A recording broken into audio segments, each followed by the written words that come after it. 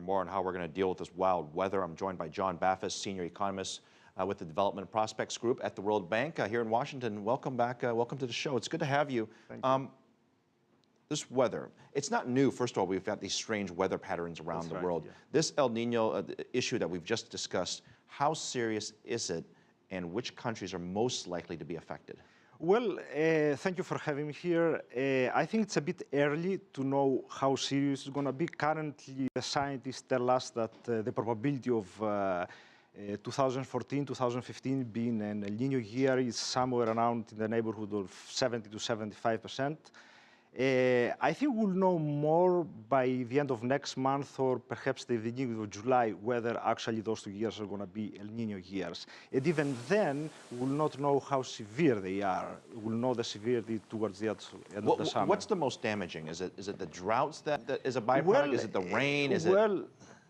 It's quite complex. It's a very complex weather phenomenon. It can cause droughts in many places in the world. It can cause floods. That's probably throughout the southern hemisphere. For example, it can cause droughts in South America. It can cause droughts and alter the weather patterns, let's say in India, less rain.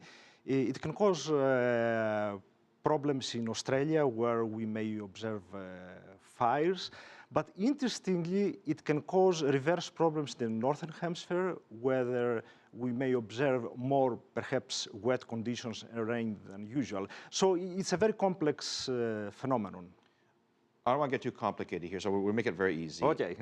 Countries who are, like India, for example, who are worried about this. That's right. You say it's too soon to assess what to do, but they're already doing some stuff. No, that's right. Does this make sense? It's too soon to know whether it's going to be an El Nino year, but not too soon to take measures. That's right, to prepare.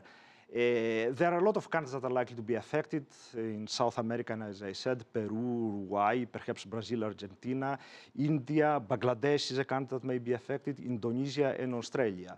I mean, there are a lot of things that governments can do. I mean, they can watch which regions are deficit in terms of food. They can watch which regions are surplus.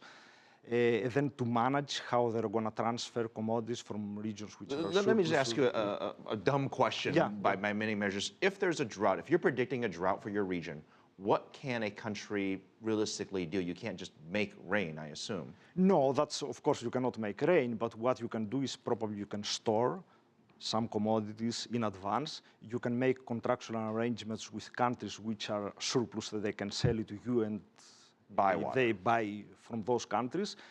And typically, it's good to have information on which regions are surplus and which regions are deficit, so the country can prepare accordingly and transfer the commodities and the food. So your agency, with the backing of the World Bank, you talk to a lot of countries.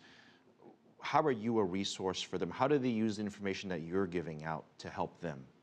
Well, we advise the governments on many aspects, and in fact, well, the World Bank is in the business of making lending operations, and with the experience that we have with high commodity price back in 2008, the World Bank set up a program, the Global Food Security Program, and in fact, through that program, which is a fast dispersing operations program, we assist countries in making lending operations to either import food items when they need them or to import inputs for food production. And we, of course, will collaborate with a number of other institutions, including the World Food Program, the Food and Agriculture Organization of the United Nations based in Rome. I have a weather question to ask you. We're at the beginning of hurricane season here in the United States. The rest of the world knows it as typhoons.